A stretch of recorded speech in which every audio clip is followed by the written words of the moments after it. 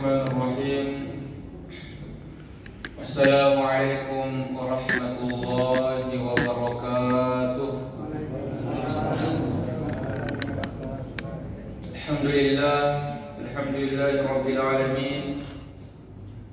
Wassalatu wassalamu ala sayyidil mursalin imamil muttaqin Muhammad bin Abdullah la nabiyya ba'dah wa ala alihi wa sahbihi ajma'in, amma ba'du. Alhamdulillah, kesyukuran yang sangat luar biasa. Allah Subhanahu wa taala masih memberikan kepada kita kesempatan untuk beribadah. Ini adalah nikmat yang terbesar. Banyak orang sehat, Pak. Banyak orang yang sehat, Bu, tapi tidak tergerak hatinya untuk ibadah. Makanya kalau kita berkesempatan hadir, apalagi hadir sholat berjamaah di masjid, kata Nabi, siapa yang sholat subuh berjamaah, maka seolah-olah dia sholat semalam suntuk. Besar sekali pahalanya. Bahkan dalam riwayat lain, Rasulullah SAW menjelaskan tentang keutamaan sholat subuh berjamaah. Sekiranya kalian mengetahui keutamaannya, maka kalian akan senantiasa mendatanginya walaupun dalam keadaan merangkak. Jadi ini harus disyukuri. Kalau kita senantiasa bersyukur, Allah tampakkan itu nikmat. Jadi semakin kita taat kepada Allah, semakin Allah tenangkan keimanan dalam hati kita. Ini sejalan dengan pengertian iman. Iman itu yazidu wa yanqus, naik dan turun. Naik dengan ketaatan-ketaatan yang telah kita bangun, dan akan merosot turun, terus menerus turun kalau kita senantiasa berbuat maksiat. Kemudian selawat serta salam hormat penuh cinta dan juga rindu kepada Nabi yang menjadi teladan kita dalam berislam adalah Nabi besar Muhammad sallallahu alaihi wasallam.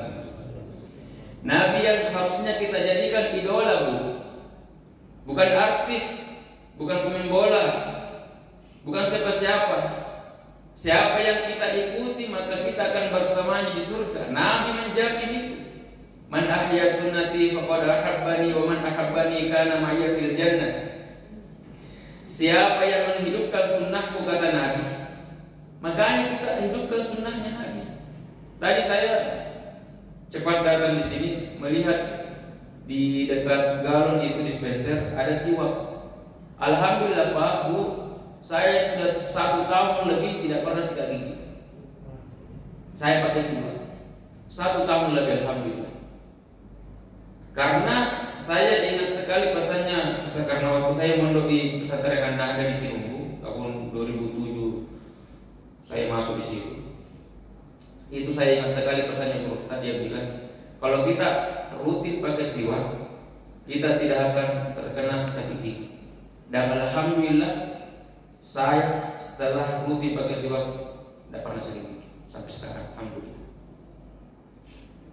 Kecil, mudah, tapi kita masih lalai. Banyak sekali, makanya ulama menyusun kitab-kitab, menyusun adab-adab harian seorang muslim. Kenapa? Agar kita mencontoh Nabi.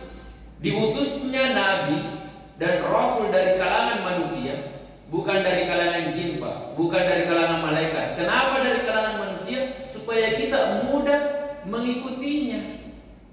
Rasulullah juga lahir, Rasulullah juga anak-anak, Rasulullah juga tumbuh besar, remaja, menikah, sakit, punya keturunan, meninggal. Rasul juga lapar dan haus. Rasul juga tertawa, sedih, menangis, berdarah. Rasulullah juga capek. Jadi kita tinggal ikuti pola hidupnya, cara berpakaiannya, cara jalannya, bahkan dibahasakan oleh sahabat. Nabi kalau berjalan seperti berjalan turun dari bukit. Jadi cepat, bukan lambat. Nabi kalau bercermin begini, ini yang dibaca. Nabi kalau masuk masjid, keluar masjid begini. Nabi kalau mau tidur, ini adab-adab tidur, ini adab-adab bangun tidur. Diajarkan semua. Tinggal kita. Makanya Nabi menjamin mendapatkan cintanya Nabi.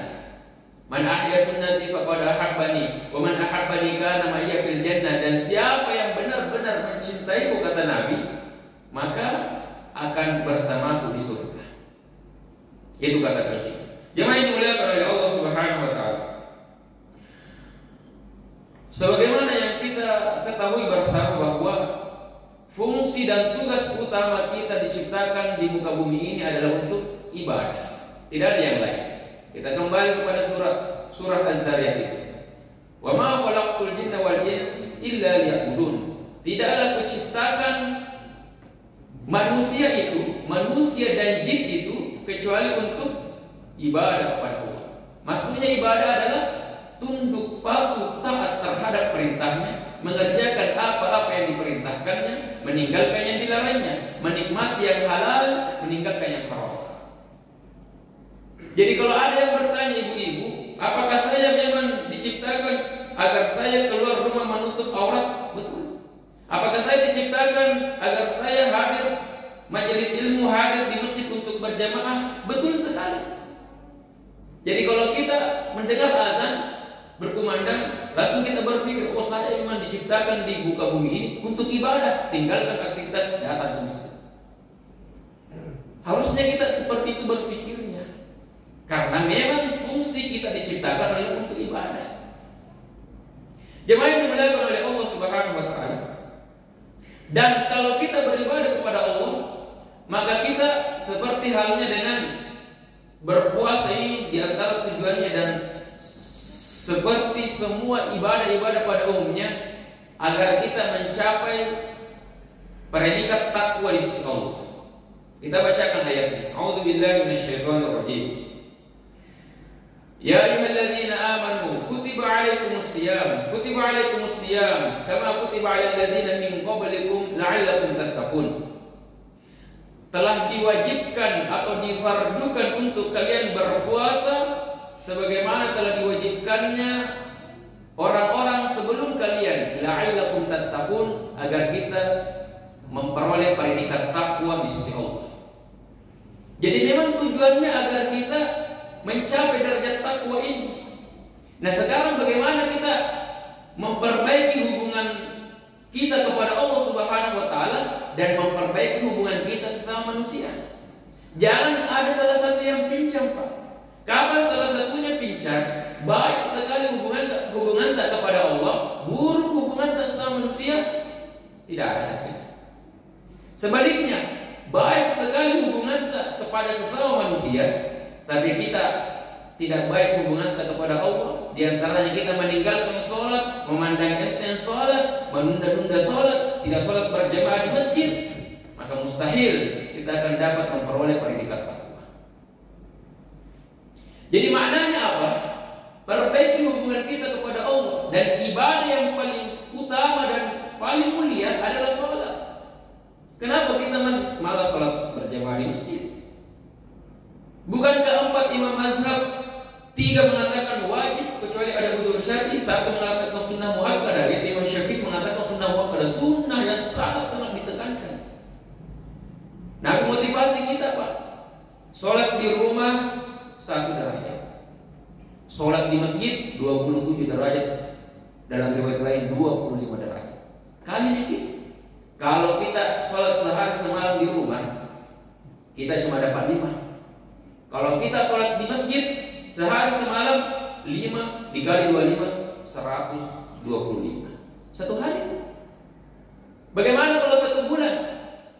5 kali 30, kita cuma dapat 150. Kalau kita memang betul-betul mengerjakan di rumah, itu pun kalau tidak lewat waktunya, 150. Sholat di masjid 1 bulan full 125 kali 30, 3.750. Jauh sekali bedanya. Apalagi Abdullah bin Abbas mengatakan derajat antara derajat ini, bedanya jauhnya antara bumi dengan langit 1 derajat. Jadi luar biasa. Belum lagi ketika kita dibangunkan rumah di surga kalau kita berjamaah di masjid. Mana kita yang setengah mati nyicil rumah?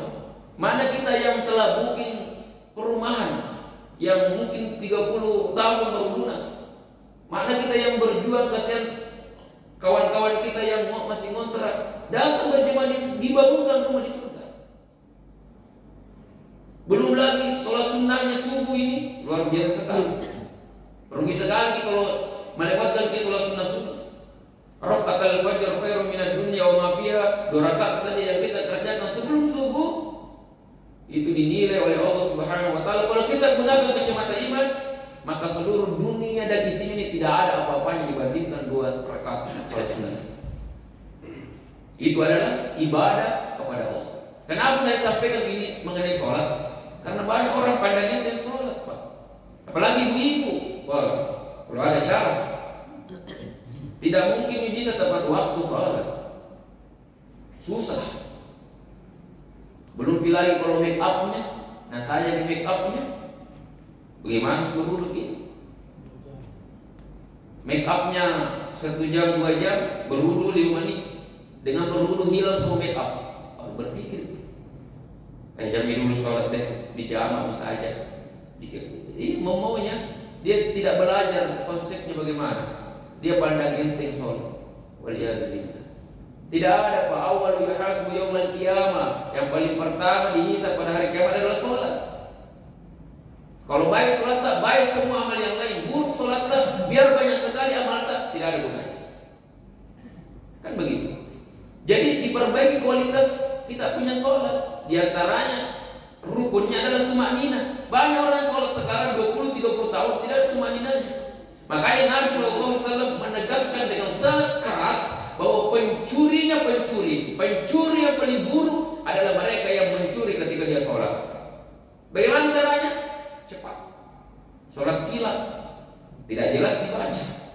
Padahal kita sholat kita tenang. Bukankah ada penelitian kalau kita ruku ada darah begini, kita sujud ada organ tubuh yang tidak dialiri oleh darah, kita sujud baik-baik. Coba bayangkan Pak, kalau kita sholat tumakninah, bagaimana caranya? Saya pernah diajarkan oleh almarhum guru tahrir.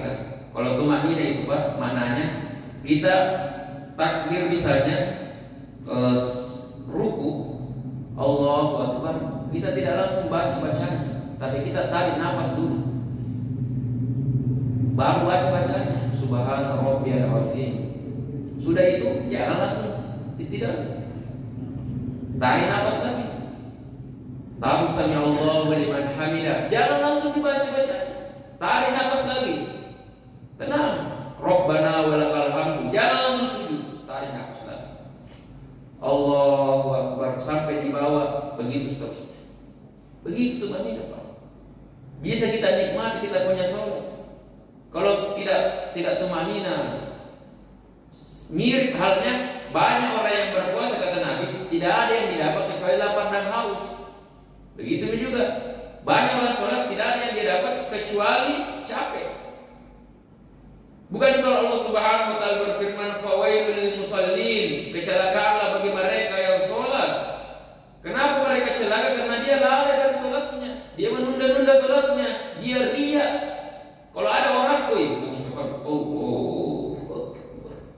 kalau ada orang, tapi kalau tidak ada orang, cepat. Belum pilih kalau berzikir, coba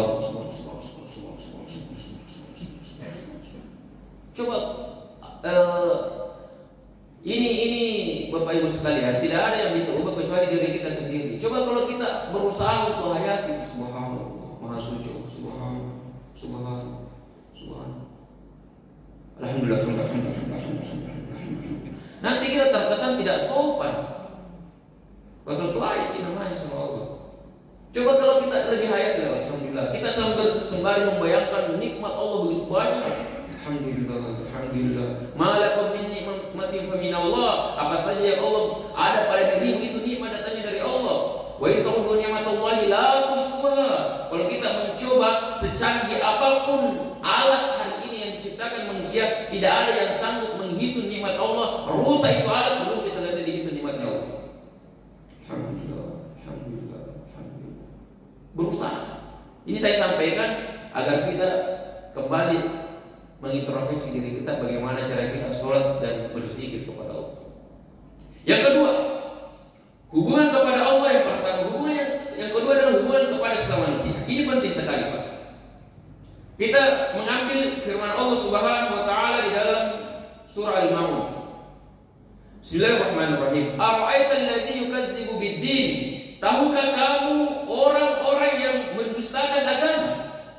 Apakah kita tahu orang yang mengatakan dirinya Islam, Muslim, tapi sebenarnya dia dustakan agamanya sendiri? Ara'aital ladzi yukadzibu bid-din? Ini pertanyaan yang berbobot dari Allah yang tidak butuh jawab. Fadzalikal ladzi yad'ul yatim wa la yahuddu 'ala ta'amil miskin. Adalah mereka yang menghardik anak yatim dan tidak mau memberi makan fakir miskin. Dalam konteks ayat ini, anak yatim dan fakir miskin merupakan simbol sosial. Seolah-olah Allah Subhanahu wa taala mengatakan, kalian jangan hanya sibuk mempersoleh diri sendiri. Jangan hanya sibuk baca Quranmu sendiri. Jangan hanya sibuk sholat berjamaah. Perhatikan juga sekelilingmu. Perhatikan juga hubunganmu sama manusia. Jangan sampai kita sholat di sini, sholat di masjid yang sama, tapi hati kita saling membenci. Jangan sampai kita bertetangga satu kompleks, tapi kita tidak mau memberikan senyum kita kepada tetangga kita. Itu simbol sosial. Makanya ada seorang ibu-ibu tua di sudut kota Madinah diadukan oleh sahabat Nabi, "Ya Rasulullah, ada seorang ibu yang luar biasa ibadahnya di malam hari, dia sholat malam, dan di siang hari dia berpuasa. Tapi lisannya kasar, suka mencaci maki, mencela orang lain." Apa yang Nabi katakan? La khaira fiha. Tidak ada kebaikan padanya. Tidak ada kebaikan untuknya. Hiya finnar, tempatnya di neraka. Bukan saya bilang, Bu. Nabi yang bilang. Jadi kalau sholat sekali, tahajud setiap malam, puasa di Senin Kamis, sholat 2 hari, berzikir, berdoa, tapi lisan tak kasar, orang tidak suka bergaul dengan kita. Nabi bilang tidak ada kebaikan padanya. Belum lagi ketika Nabi SAW bertanya kepada sahabatnya, "Atadaruna lil muflis?" Tahukah kamu orang yang bangkrut? Kalau kita berpikir bangkrut, makanya sahabat menjawab, orang yang tidak memiliki dinar dan dirham, tidak ada uangnya, orang bangkrut itu. Nabi bilang, bukan. Al-muflis yakni yaumal qiyamah bi sholati wa siyami wa zakat. Orang yang bangkrut sesungguhnya, hakikatnya orang bangkrut adalah mereka nanti datang pada hari kiamat membawa bergunung-gunung pahala. Banyak sekali kebaikan yang dia bawa, kebaikan sholatnya, puasanya, zakatnya, banyak sekali. Tapi bersamaan dengan itu, dia pernah mencaci maki si anu, mengambil hak si anu, merendahkan kehormatan si anu, menggibah si anu. Apa yang terjadi? Semua hamba-hamba Allah ini yang pernah dizolimi sewaktu hidup di dunia, ditegakkanlah keadilan Allah, kebaikan-kebaikan yang diberikan kepadanya. Diberikan. Habis kebaikan. Datang lagi orang mengharap kepada Allah, "Ya Allah, dulu pernah kami zolimi. Pernah saya dulu naik motor, terus dia juga naik motor dari depan, dia sengaja dia percikan saya air, pernah sengaja dia injak sendal misalnya, atau apalah. Masih ada sangkut pautan dengan hidup di dunia atau utangnya nggak nambah bayar." Banyak orang utang sekarang nggak mau bayar utang. Padahal luar biasa itu dalam Islam memperlakukan manusia, jangankan manusia, hewan, tumbuhan saja diperlakukan dengan baik. Memberikan hubungan muamalah ini betapa tingginya derajatnya juga sejajar hubungan kepada Allah, hubungan sama manusia. Bayangkan ketika Rasulullah menjelaskan tentang keutamaan memberi hutang. Nabi SAW menjelaskan siapa yang memberi hutang, kemudian ditulis tanggalnya kapan dibayar, 1 juta misalnya, dia akan bayar 30 hari baru jatuh tempo, maka selama 1 hari pertama sampai hari 30 seolah-olah dia bersedekah 1 juta rupiah setiap hari. Sampai tanggal 29 misalnya, minta keringanan. Mohon maaf Pak, saya belum punya uang ini, saya minta keringanan 1 bulan lagi. Kemudian yang memberi hutang ini dia mengatakan, oh oke lah, baiklah, tidak apa-apa. Maka apa yang terjadi hari pertama sampai hari ke-30 berikutnya seolah-olah dikali 2, seolah-olah dia bersedekah 2 juta setiap hari. Luar biasa sekali, besar sekali pahalanya. Memberi hutang itu besar sekali pahalanya. Tapi masalahnya kita takut karena jangan sampai dana bayar. Iya. Takut ya orang nanti dana bayar, apalagi 5 juta ya kan. Susah dicari. Pintu hutang dibuka dalam Islam dalam keadaan betul-betul darurat. Kalau tidak jangan main-main soal ini. Nabi bahkan bertanya, kalau aku tanya tidak mau disolati. Bahkan tergantung antara langit dengan bumi ini rohnya. Kalau dia punya habis semua amalnya Pak. Dia tadi mengira bahwa dia adalah penghuni surga karena banyak sekali amalnya.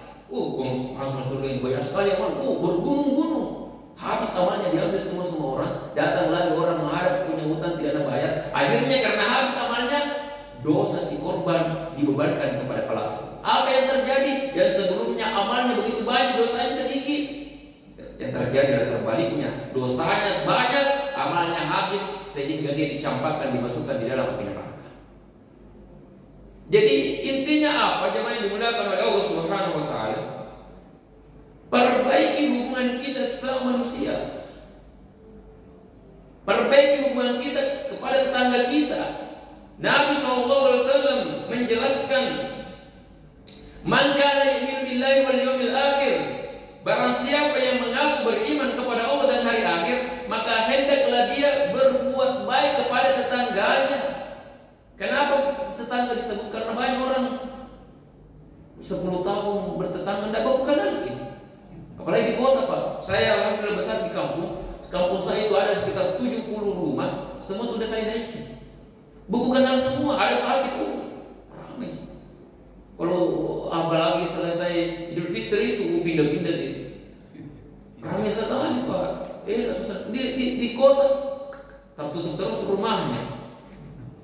Tidak baru kenal orang. Tidak pernah berkuliah. Jangankan tetangganya, anaknya saja kadang tidak ada dia. Dia pergi subuh, pulang malam. Dia pergi, anaknya belum bangun, pulang, anaknya sudah tidur. Dunia saja terus dipikir. Dia tidak pikir kewajibannya sebagai ayah. Dia tidak pikir kewajibannya mendidik anaknya, istrinya ke agama. Pendidikan pertama ini adalah kewajiban yang sangat besar, mendidik agama kepada anak. Kemudian ketika malaikat Jibril senantiasa berpesan kepada Nabi untuk berbuat baik kepada tetangga, sampai-sampai Nabi Pak mengira bahwa tetangga ini juga mendapatkan hak waris. Bayangkan, saking seringnya malaikat Jibril berbuat baik kepada tetangga, muliakan tetangga, bantu tetangga, jemput tetangga, berikan tetangga, perhatikan tetanggamu, sampai-sampai Nabi mengira tetangga juga mendapatkan hak waris. Apa artinya? Seolah-olah bagian dari keluarga kita. Nah ini yang banyak terjadi. Yang ibu-ibu di belakang. Bukankah Nabi memerintahkan kalau kita masak sayur, perbanyak kuahnya, kasih ke tetangga? Saya tanya ke ibu-ibu di belakang, sudah berapa kali kira-kira kita lakukan ini? Kalau bulan Ramadan saja kita tidak bisa memberikan kue atau apa kepada tetangga, bagaimana lagi di luar Ramadan? Kenapa kita selalu berpikir berharap diberi? Ini kan manusia kan pikirannya selalu mengharap diberi, mendapatkan. Kenapa kita tidak berpikir memberi? Bukankah tangan di atas lebih mulia daripada tangan yang di bawah? Bukankah Nabi SAW, engkau infakkan hartamu itu tidak berkurang, kecuali bertambah. Harta kita sesungguhnya apa yang kita makan, apa yang kita pakai, apa yang kita infakkan. Orang bodoh itu, orang yang tidak berakal sehat itu sibuk setiap hari pikir hartanya, kumpulkan, malam dihitung, meninggal besok. Begitu, kumpulkan saja pernah tinggalkan, betapa bodohnya kita. Infakkan, keluarkan, bantu tetangga kita. Jemaah yang dimuliakan oleh Allah Subhanahu wa taala. Jadi Apa yang kami sampaikan ini adalah garis besarnya. Kalau kita ingin menjadi hamba yang ideal untuk memperoleh predikat takwa di sisi Allah, adalah kita memperbaiki hubungan kita kepada Allah, terutama sholat kita. Jangan pernah dipandang enteng. Apapun keadaan dan kondisi kita, wajib kita sholat selama kita masih berakal sehat. Tidak bisa berdiri dulu, tidak bisa duduk baring. Kita sakit, tidak bisa kena ayat tayamum, tidak bisa kita memudukkan diri kita, suruh anak kita, istri kita memudukkan kita sholat dengan isyarat. Bahkan sampai kita sakaratul maut, kalau memang kita betul-betul sudah tidak mampu sholat baru. Kalau selama kita masih sehat, masih kuat, masih berakal sehat, walaupun kita sakit, wajib kita sholat. Bahkan kita bepergian jauh, ada jamaah qasar di situ. Kemudian memperbaiki hubungan kita sesama manusia. Ini yang sangat penting agar kita senantiasa mengharmoniskan hubungan kita sesama manusia. Jangan sampai Pak, jangan sampai Bu, kita termasuk orang yang bangkrut pada hari kiamat, yang kita telah berjuang memperbanyak amal ibadah kita, tapi ternyata ketika nanti di pada mahsyar, di pengadilan Allah Subhanahu wa taala, amal kita habis dipanen sama orang lain. Makanya perbaiki hubungan kita sama manusia, bantu beri, jaga lisan kita dari perkataan-perkataan yang dapat menyakiti hati saudara muslim kita. Semoga apa yang kami sampaikan ini bermanfaat bagi pribadi dan bagi seluruh jemaah, terutama jemaah masjid di sini luar biasa ini namanya masjid. Tingkatan teratas lagi mengalahkan tingkatan takwa ini. Kalau mau dibahas ini, mukhlisin, orang-orang yang ikhlas, bahkan syaitan itu tidak mampu menggoda orang yang ikhlas. Makanya kita berusaha sampai pada derajat takwa, kemudian kita memperbaiki diri kita, bersungguh-sungguh, berjuang serius untuk memperoleh predikat takwa sampai kepada mukhlisin, menjadi hamba-hamba Allah yang senantiasa ikhlas beribadah kepadanya. Ada benarnya datangnya dari Allah Subhanahu wa taala, kesalahan dan kekeliruan datangnya dari pribadi, mohon dimaafkan. Pada Allah wa yakum ajmain. Subhanallah rabbana wa bihamdik, asyhadu an la ilaha illa anta, astaghfiruka wa atubu ilaik. Wa akhiru da'wana alhamdulillahi rabbil alamin. Assalamualaikum warahmatullahi wabarakatuh.